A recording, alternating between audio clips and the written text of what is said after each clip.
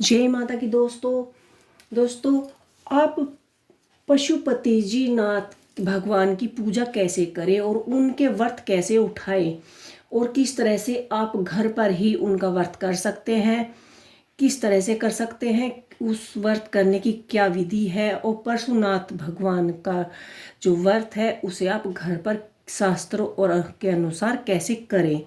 तो मैं आपको छोटी सी विधि बताऊंगी। आप परशुराम भगवान जी के, पशुपति जी भगवान जी के व्रत कैसे करें। पशुपतिनाथ भगवान जी जो है शिव जी महाराज का ही दूसरा नाम है।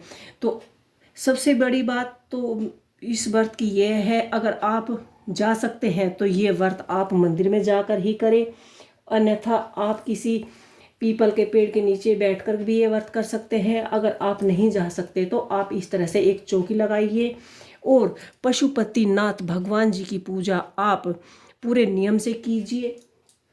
और इस तरह से आप सभी भगवानों को चावलों का आसन देकर अपनी पूजा घर पर भी कर सकते हैं। तो इस शास्त्रों के अनुसार इस व्रत को करने के बहुत सारे नियम हैं, बहुत सारे कायदे कानून हैं। तो आप इसे पूरा समझकर और शास्त्रों के अनुसार इस व्रत को करना चाहिए। यह व्रत अब जब भी उठाए, यह 5 व्रत किए जाते हैं और 5वें व्रत में ही पशुपति भगवान का जो व्रत है, 5वें व्रत में इसका उद्यापन किया जाता है। उद्यापन करने के बहुत सारे नियम हैं, आपको सभी नियमों का पालन करना चाहिए।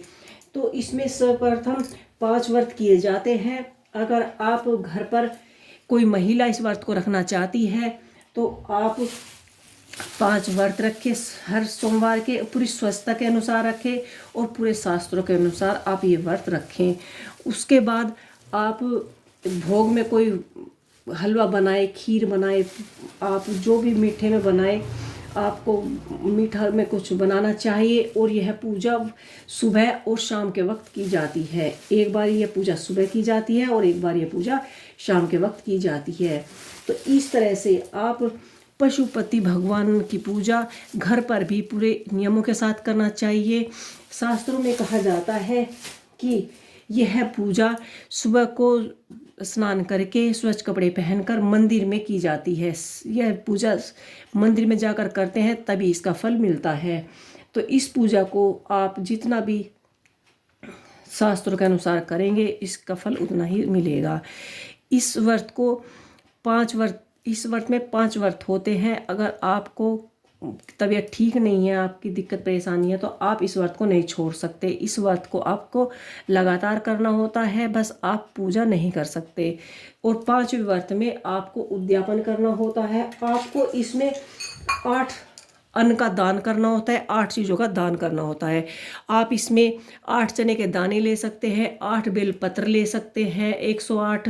और इसमें आप 108 कोई भी फल का दान कर सकते हैं, कोई भी अन्न का दान कर सकते हैं।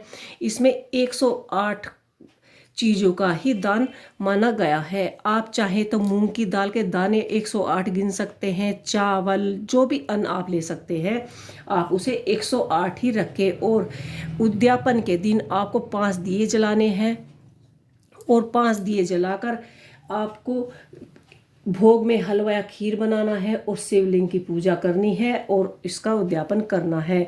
और जो भी उद्यापन में आप पूरी सामग्री जो चढ़ाते हैं वह ब्राह्मण को दान करनी है। तो इस तरह से आप घर पर भी रहकर अपना पशुपति नाथ भगवान की पूजा कर सकते हैं। पशुपति नाम मैंने अभी बताया था कि यह शिव जी महाराज का ही दूसरा नाम है। तो इस तरह से आप पशुपति भगवान की पूजा घर पर भी कर सकते हैं। अगर आप हो सके तो आप यह पूजा मंदिर में जाकर भी कर सकते हैं। तो इस वीडियो में इतना ही। प्लीज़ मेरे वीडियो को लाइक करें, शेयर करें, कमेंट करें और मेरे चैनल को सब्सक्राइब करना ना भूलें। जय माता की।